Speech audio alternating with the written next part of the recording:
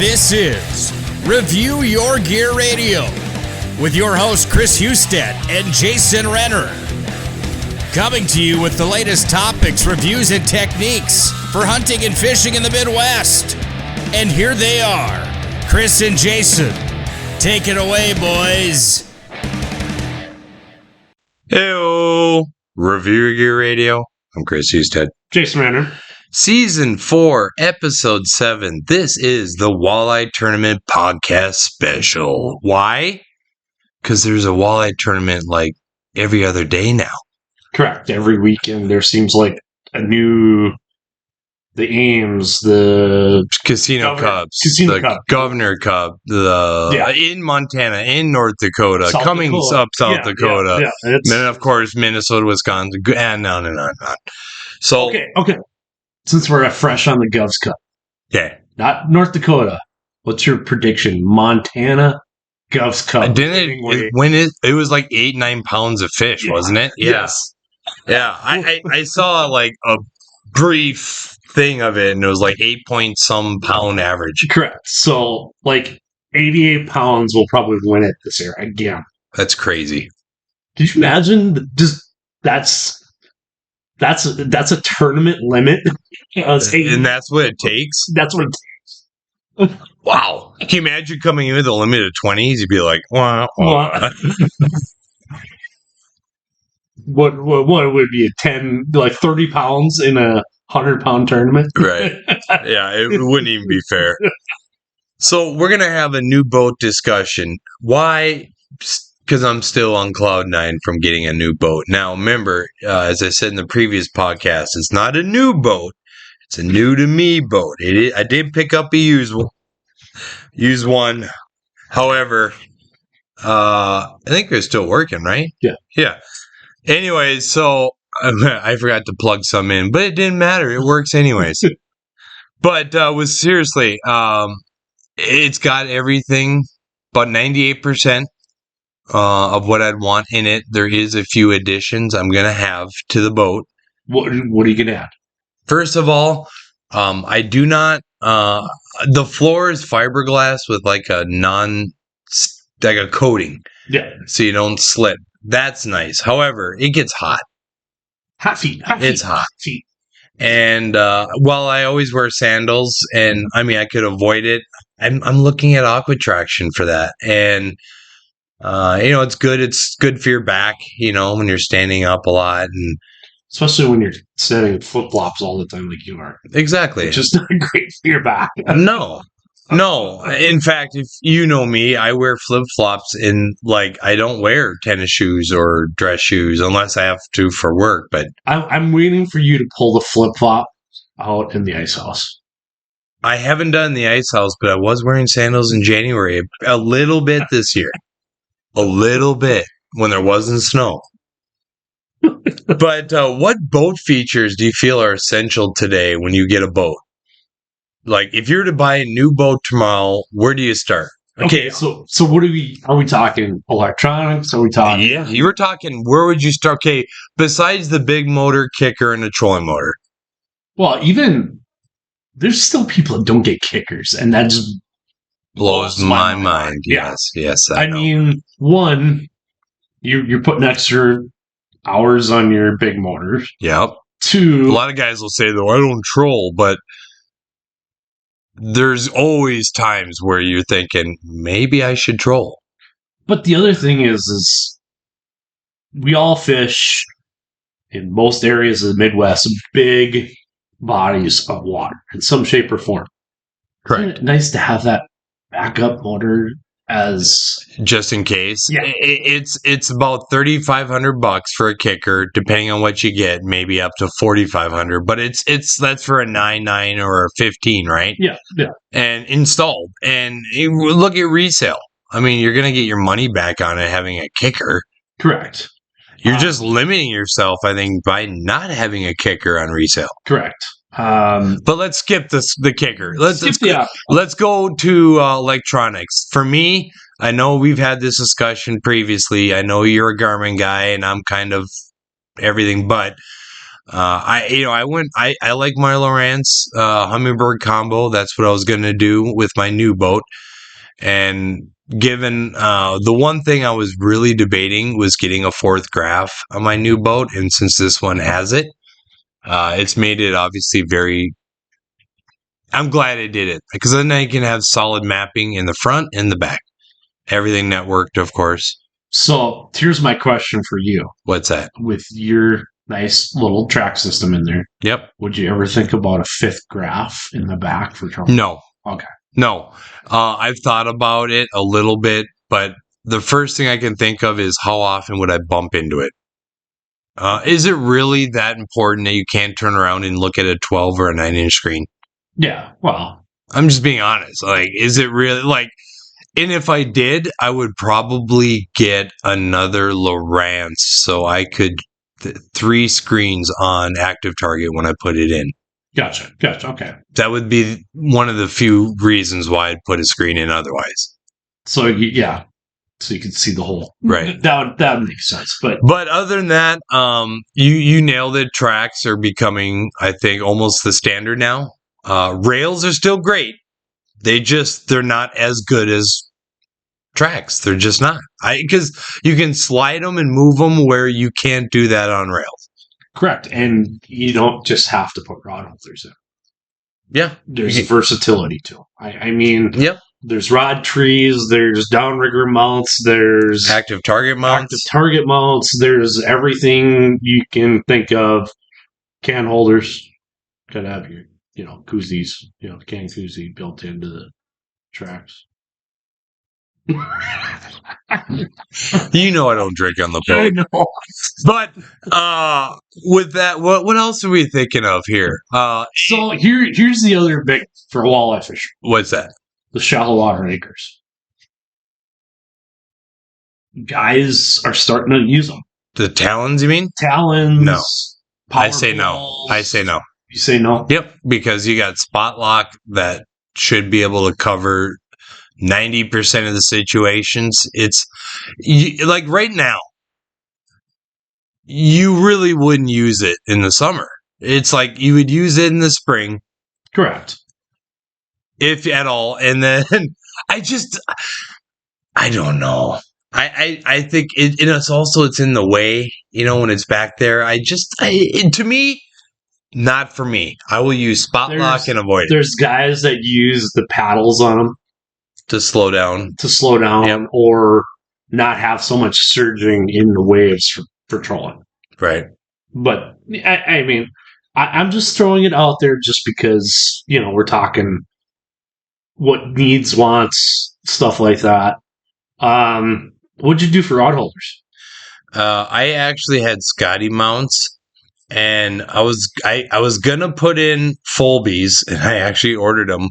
However, in those Scotty's mounts, they don't have locks to lock in. So when if you pull up wrong, too hard in the wrong way, you could possibly put in the drink, and those are expensive rod holders. So what I want to do is this is kind of a little different, but I think I'm going to have to drill through the base and then run like a pin. Yeah. Otherwise, they're literally not usable in my, or I got to get Folby on mounts and put them on the tracks.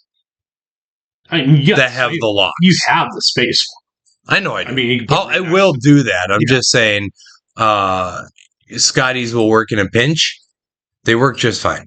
Yeah. Are they my favorite rod holders in the world? No. But seriously, they'll work. And my dogs are fighting as usual, playing. By the way, Lisa will be coming home soon, so the dogs will be barking shortly. We'll give everyone that heads up. But since we're talking fishing tournaments and that it's in full swing, we got to have Tales from the Chub Tank. Tales from the Chub Tank. So I talked to someone today that went chubbing. 2 guys, spent 6 hours, got 6 chubs. Ooh. Yeah. So it's tough in certain areas. Out east, Doesn't matter. Out west in North Dakota, it's tough. Well, we've gotten so much rain. It's tough. Those they're in reaches where we're not thinking. I'm starting to think more that they travel further upstream, up creek. Like they go way up, that they maybe even further than usual, because especially the creeks that I like to fish, because they've been low historically, and now there's so much water, and now they're flowing. Yeah. So because I got a feeling, this is just theoretical, armchair. I'll get my armchair biologist hat on. Hold on. Scary.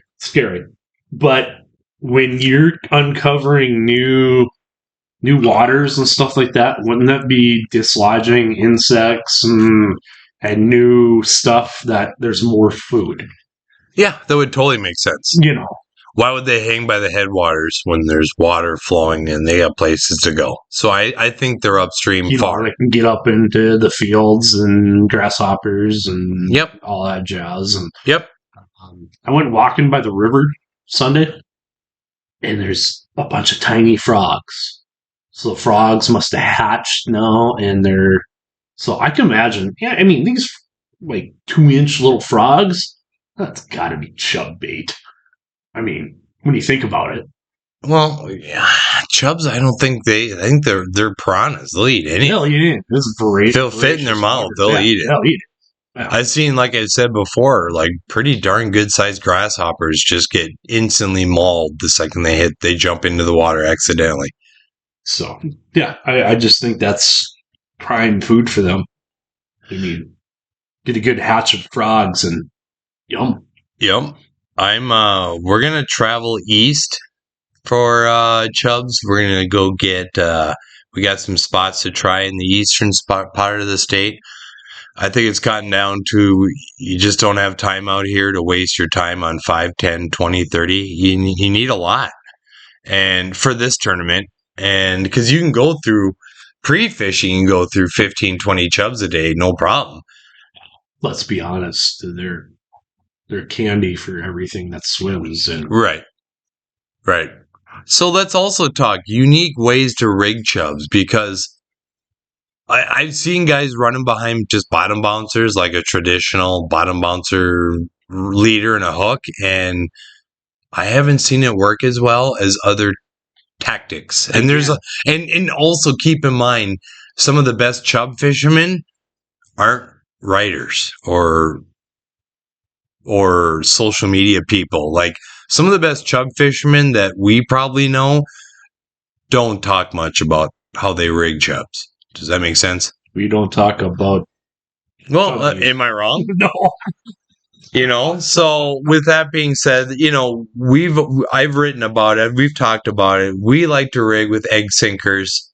I like to use a 3/4 ounce egg sinker. When I use heavier, I don't like it because it seems to catch more on the bottom. Snags too much. Yeah. So I like 3/4 ounce, and then just a little bead to protect the knot. I use the smallest swivel you can buy, and then we run about a 2-foot leader with a circle hook. I can't remember the size circle hook. It's number 2. Is that what it is? Yeah. But that's it. It's a simple rig. It's worked well for us. Am I saying that's the best way to rig a chub? Heck no. There's a lot of ways you can do it.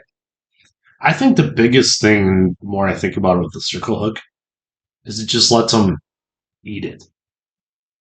And then, the purpose of a circle hook is just to hook itself. Exactly. When it gets tight. That's also, I know the catfishing guys are laughing at me for saying this, but it takes some getting used to, because, we're used to setting the hook.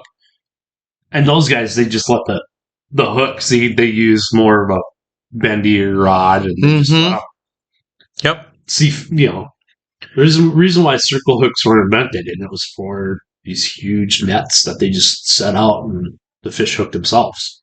Right. Plus, the other thing is it doesn't bleed them.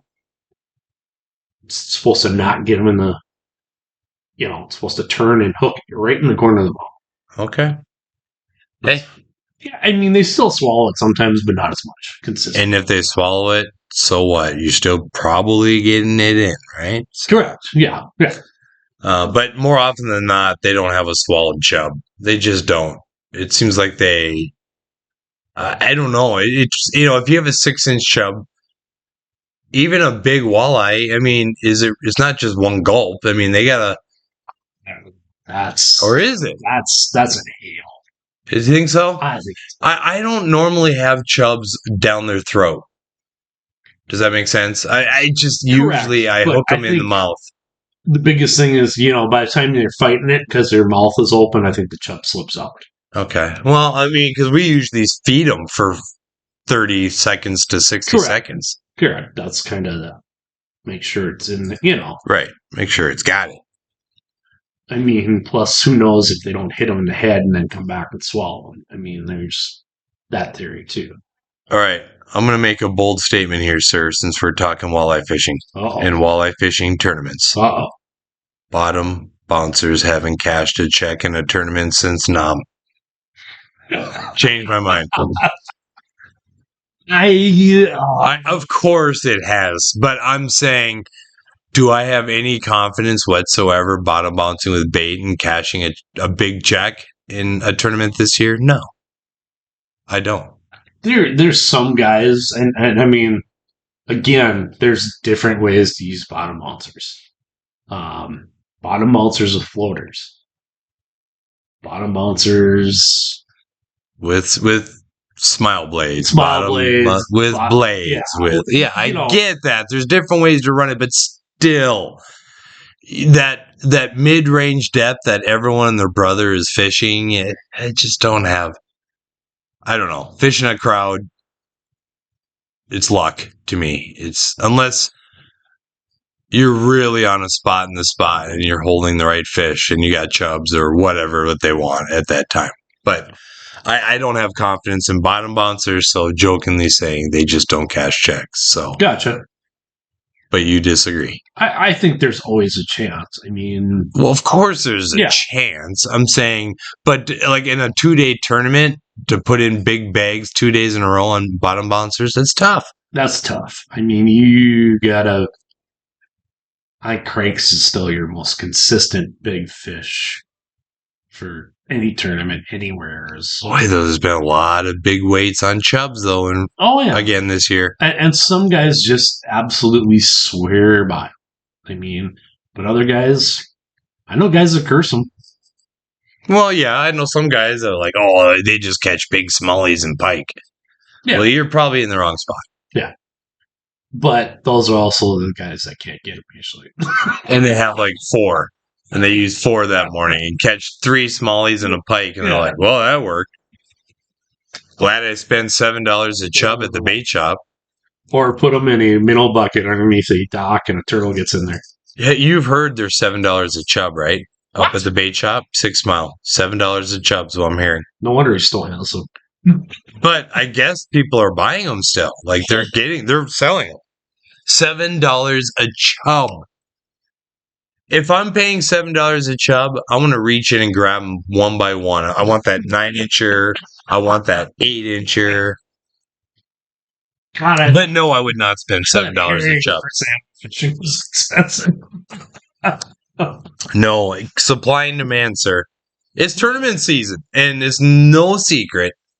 I know people say don't talk about chubs, but come on, man. Everyone knows what chubs are now in the days. Anyone that knows that fishes a tournament knows what a chub is now. I mean, how do you know? 5 years ago, it was a little more quiet. But now it's everybody knows. Right. Everybody in the dock knows. So I got those airwave seats in the new boat. Are they going to be worth it? I'm going to say yes. They are expensive. You've seen what they run, right? Yeah, $800. No, they're on the website. They're just over $1,000. Okay, but still, they're expensive. Unfortunately, the pump went MIA from the old buyer to me, so I got a new one coming. Okay. I called there. I called there. We got to fill it, and like I said, adjust it. But I'm. It's too bad that Renner guy can't get on your boat. I heard he's full of hot air. Boom. And fuego. So I had this topic coming up, but we already kind of touched on it. The best flooring for boats. There's really only a couple, and up here, everyone seems to be going gaga over the Aqua Traction. Well, it's just that, like you said, it's not only it doesn't get hot, but not only that, cleans up easy. But I just think the biggest thing is how much stress do guys put on their body? Sorry, Dane. I mean, we keep you in business by Adjustments. but how much better is it on your back to have that in Well, everyone says that uses it, swears by it. Yeah. I'm going to get the topography style that has the ruler and the topography lines, the contour lines. Yeah, I'm that guy. Nice. I decided. I'm going to get light gray, I think. Lighter gray. You know what you should do? Uh-oh. You should have them emboss like Skakuya. On the contour lines? On the contour lines. As much as you love that. Hey, we had to name it in the podcast again. So, well, of course. Especially with the Governor's Cup coming up in the DWC. Which, by the way, podcast land, we are going to be probably taking a break from podcasting due to tournament season. However, unless you come up, I come up and we're going to do a podcast from the lake. So what we're thinking is if we have a calm day, because I don't want wind blowing in the mic, but if we have a calm day, I want to do it outside in front of the camper, in front of Dakota Waters Bay. We could do it down by the bar. No. Too noisy? Too noisy. I don't want to be that guy when people are having cocktails, coming on the corner like, what are these guys doing? Like, it just looks funny. Gotcha. We're going to do it from outside my camper. We'll run a good power source. We'll make it happen. We'll make it happen. So, yeah, we'll be able to have a unique podcast. We may have a few surprises in terms of people in the background chiming in as they walk by with beers, but yeah, you never know. You never know. I know we'll have a surprise guest on that. That's right. Hey, what are you guys doing? Podcasting. With that being said, I think we'll take a break here on Review Your Gear Radio. And we're back here on Review Your Gear Radio. Mr. Renner. Yes. Do you want to know how to take your trolling game to the next level, sir? Dynamite? Yes. Speaking of, did you put that camera order in? Did you ever hear anything on that camera? I have not heard that yet. Can you believe those SO? Well, I get it. They're not the most responsive. Yeah, I get it. Maybe we'll just have to order one of those suckers. But we're talking about getting an underwater camera that you can use to monitor your crankbaits and learn a lot of information. You can just use mine until we get Is yours 1080? Yeah, mine's 1080. What's different from the newer ones to yours? No. Come on, it's been a few years. There's got to be some change. No, mine's still the same one. Is yours fully charged? Yeah. Bring it tomorrow. Does it have a card in it? No. If you don't, let me know. I'll get a card. Anyways, trolling game to the next level. I thought that camera would really help. I mean, if you can watch how walleyes react to your crankbait, I mean, that's invaluable information. Well, I bought it to put down on the downriggers to watch how... Because salmon are really notorious for following. I mean, they'll follow for miles, and then all of a sudden they'll change it and it'll trigger. I mean, there's been guys that have shot video in the Great Lakes where salmon have followed for 3-4 miles. I mean, hours almost sometimes. Just hanging out with flashers. I don't know. Crazy. No, I really think to troll, you really have to be willing to do off the wall stuff. Which you've got some off the wall stuff. Well, yeah, but I got even more coming up in the future that I'd like to test. I just don't know how it's going to work. Correct. But that's the fun part about experimenting. And that's really the fun part about tournament fishing in general. You're trying to find something different. Like I said, just because you're on a community point in 15 feet of water and you pull a few nice fish, don't be too excited. Do you see what I'm saying? It's like you're in a community spot. You got to do something different. Again, it's not about the numbers on a tournament. Yep. You need the big bites. 6, the right bites to win a tournament or even a cash chuck these days. Because let's be honest, these tournaments in North Dakota, South Dakota, Montana, Minnesota, Wisconsin, there's some really good sticks up here. And with the technology, it's not even necessarily that you have to be the best fisherman as much, but some of these younger guys are so in tune with their electronics that they catch up and pass people in knowledge because they're learning so much from their electronics that others aren't. Well, look at Doc Sonar. That guy has been on the cusp of mapping. Where is he these days? Is he still with us? I think he's still with us. He's based out of South Dakota, I think, still. But I mean, even his maps take mapping to a new level. But you look at every major manufacturer now has tried to keep up with him with the contours, the precision maps, the listing flooded timber and stuff like that. He goes into a lot greater details. He goes into older mapping and comparing, and when lake was down, goes into a whole nother level. But that's... You ever seen those Doc Sonar chips of like Devil's Lake from like 1932? Yeah. Yeah. Amazing. Amazing. There's a rock pile right here. And this is the moment you've all been waiting for. Let's have a Mille Lacs Minute. This is your Mille Lacs Lake Minute. You can't even look at a walleye yet. Maybe smallmouth. If you catch a walleye, release it quick. Don't let the DNR catch you. Right? Because they'll cut your legs off and hand it to you. So the mosquitoes are bad this year. Have you noticed that? I like to collect rainwater for my plants, but you can't do that. I can't do it because I had some, even from the storms and being gone over the 4th, I looked in my rainwater bucket and thousands of mosquito larvae.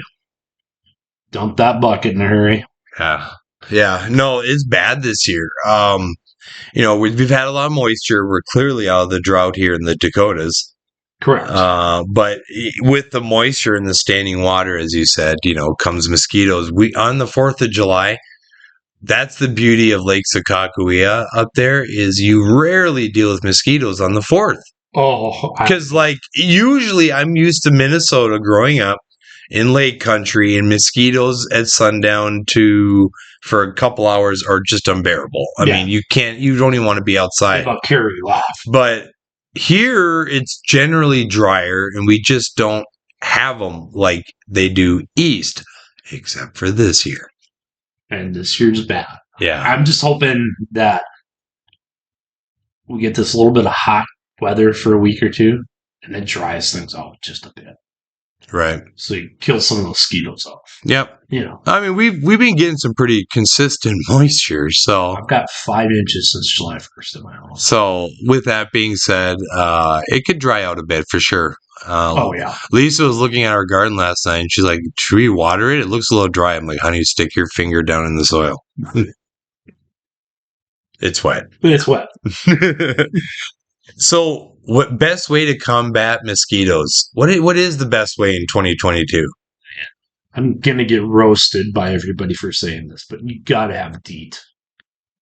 Gotta have something with DEET. You love that cancer, don't you? It's okay. I ate broccoli for lunch. Okay, that's fair. It kind of counteracts. Yeah, makes sense. But some people still swear about those thermocells. Oh, we have one I have the personal one, and then we have the one that goes on the table. Yep. And you do that. Plus, I mean, the other night we sat out after the 4th, had that going, and I had 2 citronelle candles, and we were fine. Okay. But you stepped away from that area, And you got eaten. you got to eat. Sure. So, Yeah, thermocells, I mean, they've been around now, what, 15 so years? Yeah. So it's not like it's new. It's just when they first came out, I didn't have good luck with them lasting long. the other thing is it's not like you turn on and all of a sudden They go away. It takes time. It's got to build up, and they're not very good. Like the ones that you like clip on you. If you're moving around, it's not a good purpose. Just you got to have them on the table. On the table, let it build its circle of protection, and leave it be. And probably my biggest nemesis, biting flies. Well, we're up. What was it? Saturday up Skakawea. There was biting flies already. Bring bug spray tomorrow. I don't think I have any in when we go chubbing tomorrow night, because it's bad. Yeah. But even with the biting flies. But let's have some headlines. Fisherman's boat capsizes in Alaska. 2 spend overnight on shore. Kind of interesting. It turns out these guys had the necessary gear and were able to grab a buoy and were able to make it to shore. Well, they spent overnight. Usually, when you hear this headline, it's 2 men lost. Not recovered. Right. So this had a happy ending. Yeah. I'm just saying. Yeah, for once. God, you're a downer. I'm just saying, for once. A 17-year-old female wins the high school bass fishing championship. Did you see this? Nice. Yeah. 17-year-old Klepper and Wyatt Ford. Her name's Klepper. That's interesting. On June 25th, with a 3-day total of 39 pounds, 9 ounces, it gave 4-year college offers totaling $180,000, among other money prizes. Nice. 236 boats, and their margin of victory was by almost 5.5 pounds. So they put a whooping on her. She put a whooping on them. She was the first female to do it, and she said, "I hope I can encourage girls to get out there and start fishing." So that's pretty cool. Oh, I'm a girl dad. I'd like to get my girls out as much as possible, and it's still hard for them to spend a lot of time in the boat. Their shore fishing's okay, ice fishing's okay because they can kind of run around, but boat's still a little bit of. I had Ella out with me Friday night up the lake. Okay, and it was kind of. We were catching a few fish here and there, but it wasn't rock'em sock'em. It wasn't bluegill fishing. Right. It was pretty soon fall came on. Dad, here's my, because I was kind of, I wasn't really fishing. I was running the boat for my father-in-law, my wife, and my daughter. So you had a lot going on. I'm rigging. I'm driving. You're guiding. I'm basically. You're a guy. And my wife said, "Well, every time Chris calls, we get a fish. He needs to call us more." I can make that happen. Yeah. So it was kind of nice, but again, they have that Women on the Water tournament. Is that what it's called? Women on the Water. Yeah, that's coming up here soon. Yep, I know. Danny Sandstrom. Sure. What about Bosch? Bosch's wife. I know she. If there's one woman that I've fished with in a tournament that's fishes like hard, it's her.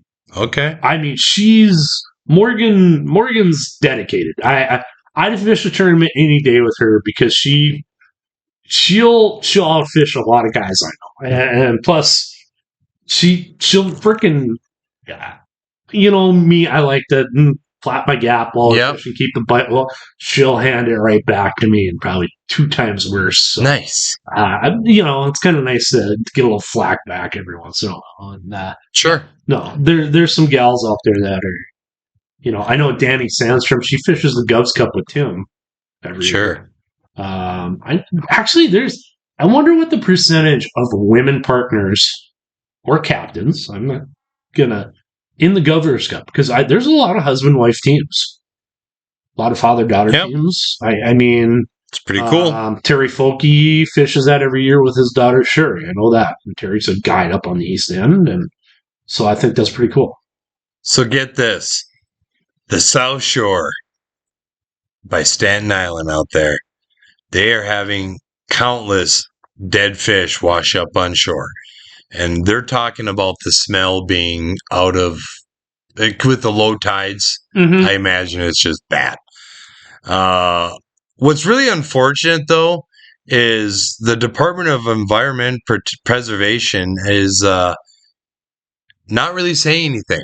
The New York DEC declined to comment on the article. I mean, you know what I'm saying? Is it a natural die-off? Well, that's what people want to know. But the DEC wants people to report them, but they don't want to inform the public what's going on. I don't know.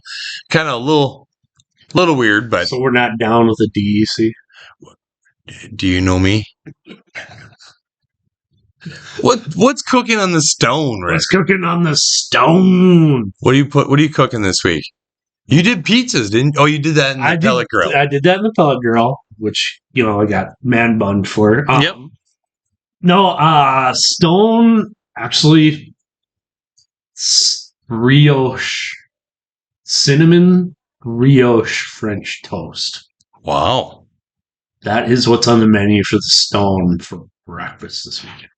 Wow. And I bought it, today at Walmart because I wanted to kind of dry out, because then it takes the custard that much better. So we're gonna have cinnamon brioche French toast. I just like watching you say cinnamon brioche French toast. French toast. You sound so sophisticated. Don't ruin my reputation. I've actually been pretty chill. I think I need to come up with some new recipes. Gotcha. I do all burgers on it now. I do. I'm telling you, fried rice is. That's one I got to do. Fried rice is a lot of work though, because you got to cook the rice, cool it. It's just a lot of prep. Cook the rice and put it in your fridge for a week. Oh, that long? Yeah, let it completely dry out. And this is coming from a Korean guy. He's he's an electrician apprentice with my brother-in-law right now. Grandma's a stellar Korean cook. Huh. And that's what, put it in fridge for a week and let it just dry out. Do they make their own kimchi? I bet you he does. Because I want some kimchi. Ooh, kimchi. Really good kimchi? Oh, God, yeah. Or good Korean bimbaps. It's making my mouth sweat. So let me ask you a question, Rare. I'm going to ask you, because you already know me. To drink on the boat or not? Here's the situation. There's 2 different renters. There's walleye fishing renter, which I can bring a Powerade or a soda or even Red Bull, whatever. I have a hard time finishing those on the boat. I just don't drink anything walleye fishing because I'm usually got 2 rods in my hand, or I just don't. Okay. I'm so. And what's the other renter? Salmon fishing renter. 10 o'clock, we crack a chelada, and you got to have silver bullets for silver bullets. Okay, fair enough. So, I do usually have a couple beers. I'm not faulting the guy. I just not, I don't like, because I make stupid decisions if I have too many. And I'm too old to make stupid decisions, so I just choose not to do it on the boat. To each their own, but I understand a few beers is no problem. I just, if I was to have like a 6-pack, 8, I don't. Well, one of your tournament fishing partners of your past used to make Bloody Marys during the salmon derby, and I'd be like, well, I could see having a bloody or maybe 2, but I couldn't do it all day. I'm not one of those gonna drink all day types. To each their own. I can't drink all day. I get too tired. Oh. Best boat snacks. We're gonna end it on food like we always do. Best boat snacks. Okay. Always jerky. Okay. Jerky's always. It's got to be venison jerky, I think, though. I mean, it doesn't have to be. You should be pulling it out of the freezer, though. It's not the same as going to the gas station and buying it from the rack. Correct. Or get 3BE. Oh, it's something unique. You went out of your way for it. You didn't just buy it at 5 a.m. Or beef sticks or something like that, or something like that. But, the other one I really like is smoked salmon. Oh. Like smoked salmon on the boat. Your smoked salmon or just any? Any. I'm not picky, but okay. I mean, I do pride myself in my I'm actually really looking forward to some ginger soy salmon. Yeah. Would you get out and catch them, sir? Yes, it might be this weekend. Yeah, you may want to talk to Eisman. You can get some pointers from him because it sounds like he's racking them up. I know a couple guys that are racking them up already. So that's awesome. That's awesome. So chubbing tomorrow. How far does a guy go? How much chubbing can a guy really do after work for a 4 or 5 hour jaunt? You think 20, 30 miles stops? I'm thinking. If we don't have a lot of creeks, then. Hey, I think what helps is if you hit interstate. 70 miles an hour you can cover. Okay, we're going east. We're going east. Okay. Next time you guys get us here on Review Your Gear Radio, like I said, we'll be hopefully at the lake. I am bringing the gear up, but we're looking forward to it. Till then, I'm Chris Husted. I'm Jason Renner. This was Review Your Gear Radio. Thanks for tuning in to Review Your Gear Radio. Be sure to tune in next episode, and don't forget to check out reviewyourgear.com.